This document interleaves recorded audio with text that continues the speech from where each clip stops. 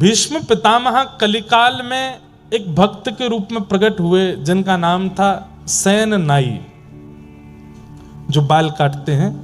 ऐसे एक नाई के रूप में इनका जन्म सेन नाई भक्तमाल जी में कहते हैं कि वो भीष्म पितामह का ही पुनर्अवतार है। इतना सुंदर प्रसंग है सेन नाई का, हम पहली बार सुना रहे हैं। ये नाई थे, बाल काटने का काम करते और राजा के नाई थे, राजा के बाल काटते थे और किसी के बाल काटने को इनका अधिकार नहीं था।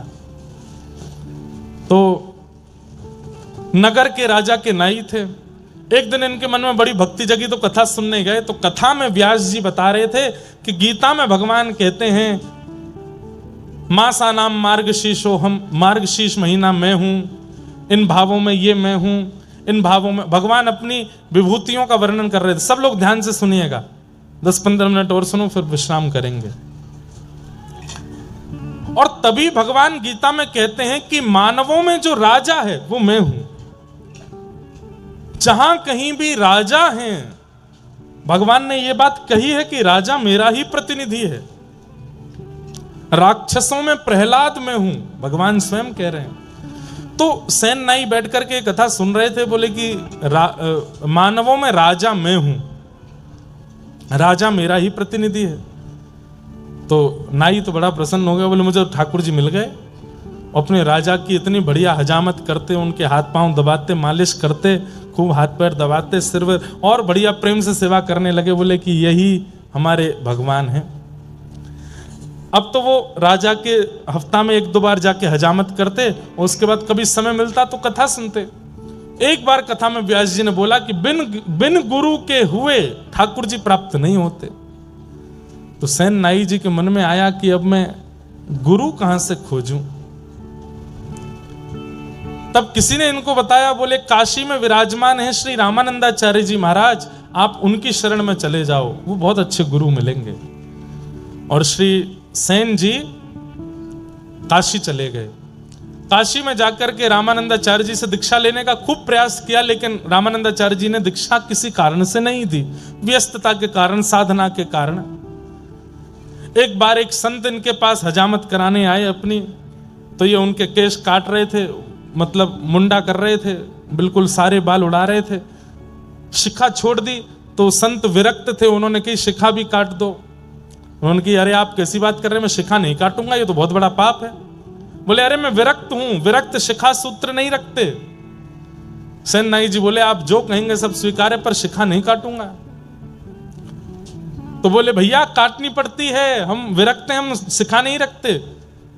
तब अंत में सेन नाई जी ने कहा आप बहुत बड़े संत हैं, बहुत बड़े महात्मा हैं, रामानंदाचार्य जी से बुलवा दीजिए कि शिखा काट सकते हैं तो मैं काट दूंगा। सेन नाई जी ने बड़ी युक्ति समझी कि भाई इसी से गुरु सन्निधि भी मिल जाएगी और इनकी शिखा भी काट देंगे। संत लेकर के रामानंदाचार्य जी के पास गए। तो रामानंदाचार्य जी को ये बात बड़ी अच्छी लगी कि इन्होंने लाख कहने पर भी शिखा काटी नहीं, कितना इनका भाव है। और वो सब भाव देख करके, प्रेम देख करके रामानंदाचार्य जी ने फिर समझा करके जो भी भाव था वो कराया। सेन नाई जी की इस निष्ठा को देख करके उन्होंने दीक्षा प्रदान की, तिलक दिया, नाम दिया, मंत्र दिया। सेन नाई जी बोले आज्ञा करें। बोले आज्ञा यही है, वापस अपने गांव जाओ, वहीं रह के भजन करो। तो सेन और संत जन जब भी गांव में आवे, सब काम छोड़ करके उनकी सेवा करना, ये हमारी आज्ञा है। जो मंत्र दिया है इसका जाप करो, संतों की सेवा करो। सेन नाई जी लौट करके अपने गांव आ गए। राजा ने इनको बुलवाया कि कल हमको एक दूसरे राजा से मिलने के लिए जाना है, सुबह आकर के हमारी हजामत कर दो, मालिश वालिश कर दो, उसके बाद हम स्नान करेंगे फिर जाएंगे। रात्रि में सब व्यवस्था करके सेन नाई जी सोए। सुबह उठे तो क्या देखा, कीर्तन की ध्वनि आ रही है। और तभी देखे कि अयोध्या से कुछ संतों की जमात दर्शन करने के लिए जगन्नाथपुरी जा रही है और मार्ग में इनके गांव में होके निकल रहे हैं। तभी गुरु आज्ञा स्मरण में आई कि 100 काम छोड़ के संतों की सेवा करना। सेन नाई जी काम छोड़ा नहीं, भूल गए कि राजा के यहाँ जाना है। संतों को प्रणाम किया, वो कहा हमारे घर चलें, आप सबकी मैं सेवा करूं। संतों के चरण धो रहे हैं, उनको सुंदर वस्त्र अर्पण कर रहे हैं, पत्नी के साथ बैठ के खूब सुंदर उनको प्रसाद पवा रहे हैं। और प्रसाद पाने के बाद संतों से निवेदन किया आप कुछ सत्संग कीर्तन हो जाए। उनमें से एक श्रेष्ठ संत प्रवर, उन्होंने प्रवचन किया, सुंदर कथा सुनाई, सब भावुक हो गए और कीर्तन प्रारंभ हुआ। नाचने लगे सेन नाई और पत्नी, सब बिल्कुल निमग्न होकर के भजन में नृत्य कर रहे हैं, नेत्रों से अश्रु प्रवाह हो रहा है, राम जी का स्मरण कर रहे हैं, गुरुदेव की याद कर रहे हैं। और यहां राजा प्रतीक्षा में बैठा है, मुझे दूसरे राजा से मिलने जाना है। सेन नाई हमेशा समय से पहले आ जाता है, मैं नीचे आके बैठ गया, अभी तक आया नहीं। राजा ने तुरंत कहा मेरी तलवार कहां है, लेकर के आओ उसको, और इस सेन को तो मैं जाकर के देखूंगा। तलवार लेकर के आए, घिसने लगे उसको, घोड़ा बुलाओ मेरा, कहां है सेन नाई का घर, उसके घर चलना है। इतने में ही देखा कि सामने से दौड़ते हुए सेन नाई आ रहे हैं, अपनी पगड़ी संभाल रहे हैं, कभी हजामत का डिब्बा संभाल रहे हैं, कभी धोती संभाल रहे हैं, और दौड़ते दौड़ते आए। अरे महाराज महाराज महाराज महाराज, मैं आ गया। कहां रह गए इतनी देर? बोले महाराज क्षमा करते हैं, बहुत बहुत विलंब हो गया। बोले नहीं नहीं नहीं, दंड तो तुमको मिलेगा। भगवान भगवान क्षमा कीजिए, आप बैठिए ना, मैं जल्दी कर देता हूं, आपको विलंब हो रहा है। राजा बैठ गए, खूब सुंदर हजामत करी, खूब दाढ़ी वाड़ी सब करके, केश वेश। राजा क्रोध में तो था ही। बोले महाराज थोड़ी आपके हाथ पांव दबा दूं? बोले तू दबा तो दे, लेकिन दंड तो मैं तुझे दूंगा। हाथ दबाने लगे। आप इतना क्रोध करते हैं, अच्छे नहीं लगते हैं, आप थोड़ा प्रसन्न रहा कीजिए ना। हाथ पैर दबाते दबाते बोले आप थोड़े श्रमित हो तो मैं आपकी थोड़ी उंगलियां चटका दूं? बोले चटका तो दे, लेकिन दंड तो तुझे दूंगा। उंगलियां चटका दी, हाथ पैर। बोले आप कहो तो महाराज आपकी नेक थोड़ी कमर चटका दूं? बोले उससे कुछ दिक्कत तो नहीं है, वो कुछ नहीं होगा। लेकर के अपने कंधा पर जोर से झटका दिया, कमर ऐसी खुली महाराज, राजा बड़ा हल्का हो गया। बोले सेन तो इतने दिन से आ रहा है सेवा करने, लेकिन आज तेरी सेवा बड़ी अद्भुत लग रही है, लेकिन मैं दंड तो तुझे दूंगा। अरे विराजिए ना आप, थोड़ी आपकी कंधे की मालिश कर दूं। ऐसे ठाकुर जी यहां पर सुंदर कंधा दबाने लगे। थोड़ा गर्दन अपनी टेढ़ी कर लीजिए, टेढ़ी करके गर्दन थोड़ा इधर कुछ करने लगे तो वहां एक तेल का पात्र रखा था और तेल में प्रतिबिंब दिखाई देता है।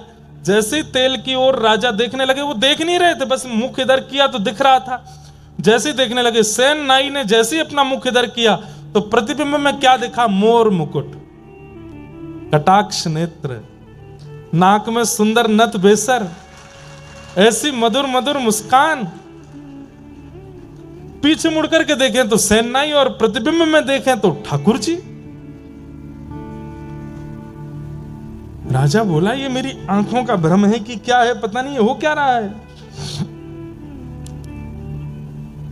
नेत्र बंद करके अनुभव करे तो हाथों का स्पर्श इतनी बार राजा ने किया, लेकिन आज जैसा स्पर्श नहीं था।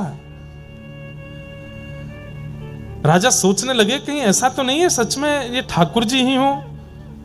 और बस ऐसा कहकर के राजा ने जैसे ही नेत्र खोले तो सैनिक जन खड़े थे। बोले वो सेन कहां गया? बोले वो तो आपकी मालिश कर रहा था, आप सो गए थे गहरी नींद में, तो वो बोला कि अब सब हो गया है तो मैं चलता हूं। वो तो अपनी दक्षिणा लेकर के चला गया। राजा बोला कोई बात नहीं, अब इसको अगली बार देखूंगा, अब तो तैयार होके चलता हूं। अपने वस्त्र आदि पहन करके राजा तैयार हुए। वहां सेन को पता चला कि राजा ने आज बुलाया था, मैं तो कीर्तन में रह गया। कौन आए थे? ठाकुर जी आए थे। ठाकुर जी भैया हमने बहुत रूपन में देखे, कभी ठाकुर जी नरसिंह भगत बन करके भी गए हैं। ठाकुर जी एक जगह सक्कूबाई बन के पिटाई करवाने गए अपनी, वो एक दिन वो भी कथा सुनाऊंगा। लेकिन नाई बन करके पहली बार गए ठाकुर जी, अपने हाथ से हजामत करके आए, बाल बाल काट के आए राजा के, और मालिश करके आए, हड्डी वड्डी चटकाया है उसकी। या सेन नाई को जैसे याद आया, संतों को प्रणाम किया, अरे भगवान भगवान आप लोग विराजो, मैं एक काम करके आता हूं। तुरंत अपना डिब्बा लेके वही पाग वाग संभालते हुए दौड़ते हुए गए तो राजा तैयार होके बिल्कुल बाहर आ गए थे। सेन ने आकर के जैसे ही राजा को देखा, हजामत हुई है, केश वेश सब बिल्कुल बढ़िया है, बिल्कुल राजा तो बढ़िया तैयार है, केश वेशों में तेल लगा है। सेन ने आकर के कहा पूरे गांव में क्या, दूर दूर तक शहरों में भी कोई और ऐसा व्यक्ति नहीं जो मेरे अलावा राजा को स्पर्श कर सके। ये मेरी अनुपस्थिति में कौन करके गया? सेन को आता देख राजा बोले और भाई सेन, कुछ भूल गए थे क्या? कुछ भूल गए हो, लेने आए हो?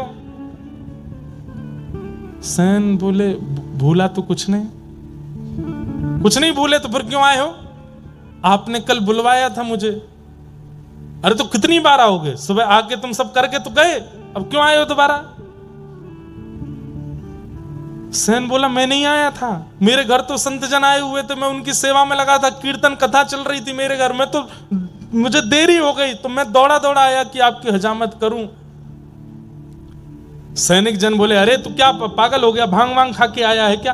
तू तो आके गया, यहां पे सब करके गया है, हमने तुझे दक्षिणा भी दी थी। और बोले हर बार तो तू इतने 10 सोने की मोहर लेके जाता था, आज बड़ी तुझे कंजूसी चढ़ी थी, बार बार कहते एक और दे दो, थोड़ा सा और दे दो, कहां लेके जाओगे इतना, और दे दो। आज 20 सोने की मोहर लेकर के गया था। मैं नहीं आया हूं, मुझ पे नहीं है कुछ भी। राजा बोला झूठ बोलते हो। अरे वो संतों की जमात निकल रही है, मैं उनको बुलाता हूं। संतों की जमात बुलाई गई। बोले कहां था ये? बोले तो हमारे साथ थे, सुबह से सेवा पूजा भजन में लगे थे, बस ये बात हुई, यहां सेन के आंसू छूटे, वहां राजा के आंसू छूटे। सेन ने कहा सत्य में मैं था? बोले बिल्कुल तुम जैसा ही था, लेकिन आज मैं तब कह रहा था कि स्पर्श इतना अद्भुत क्यों है। और तुमने सेन कभी मेरी उंगलियां नहीं चटकाई, आज तो उंगली चटका के गए, कमर चटका के गए, गर्दन वर्दन सब करके गए हो। और अंत में एक अनुभव मुझे हुआ था, क्या? कि मैंने तेल के पात्र के प्रतिबिंब में जब देखा तो वहां सेन नहीं, वहां पर कोई मोर मुकुटधारी दिखाई दे रहा था। सेन तो बस वहीं मूर्छासी में आ गए, राजा के चरण पकड़ लिए, बोले धन्य हैं आप, मैं आपके अंग को छू लूं। क्यों? क्योंकि श्याम सुंदर आपको छू के गए। श्री ठाकुर जी ही आए थे। राजा ने तुरंत सेन को उठाया, राजा दंडवत हो गए, बोले कि महाराज अब आज से आपको मेरी हजामत नहीं करनी, आज से आपको ये सब क्रिया नहीं करनी है, तो आज से आप मेरे राजगुरु हैं। जिनकी कृपा से ठाकुर जी मेरे भवन में आ गए, जिनकी कृपा से ठाकुर जी का स्पर्श मुझे मिल गया, ऐसे आप नाई नहीं रह सकते, आप तो मेरे गुरु हैं। और उस दिन से सेन जी गुरु के रूप में प्रतिष्ठित हो गए। बहुत अच्छा चरित्र है सेन जी का। ये भीष्म पितामह के ही कलयुग में अवतार हुए श्री सेन जी महाराज।